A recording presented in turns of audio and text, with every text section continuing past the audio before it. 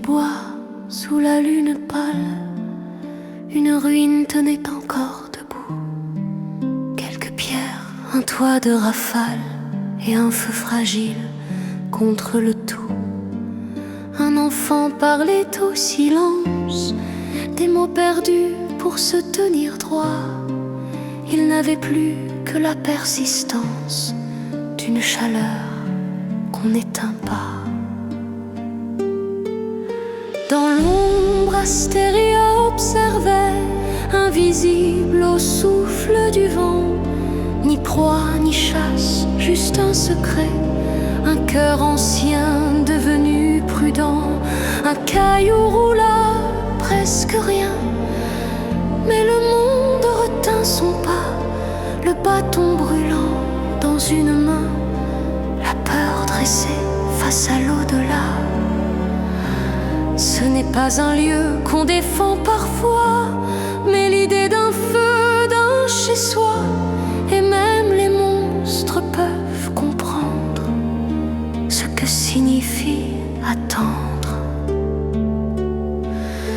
Alors elle choisit d'être vue, pas comme un cri, pas comme un choc.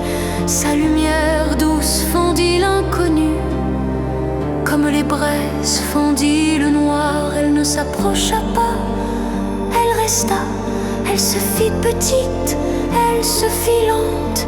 Sa lueur prit la couleur du bas, des flammes humbles et vacillantes. Le garçon trembla, puis s'arrêta. La chose ne venait pas mordre. Dans son regard, il comprit cela.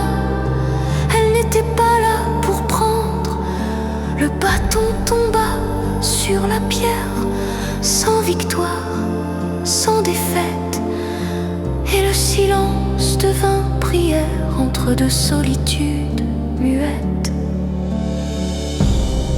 Il est des peurs qui se transforment quand personne ne fait le premier pas. Et parfois la paix prend forme quand on choisit de ne pas fuir ni combattre. Astéria sentit sans mots ni voix la solitude creusée trop tôt. Elle glissa vers lui, posa là un peu de viande, un simple écho. Ni offrande, ni serment ancien, juste un partage sans raison. Car survivre, c'est parfois bien plus que lutter, c'est dire non à la destruction. Ils ne se comprenaient pas, mais ils n'étaient plus seuls.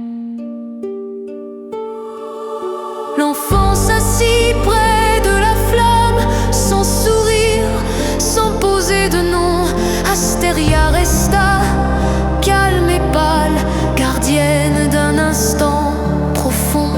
Et près du feu qui ne s'éteint pas, dans les ruines d'un monde ancien, deux êtres s'apprirent ce soir-là, que la chaleur fait naître les liens.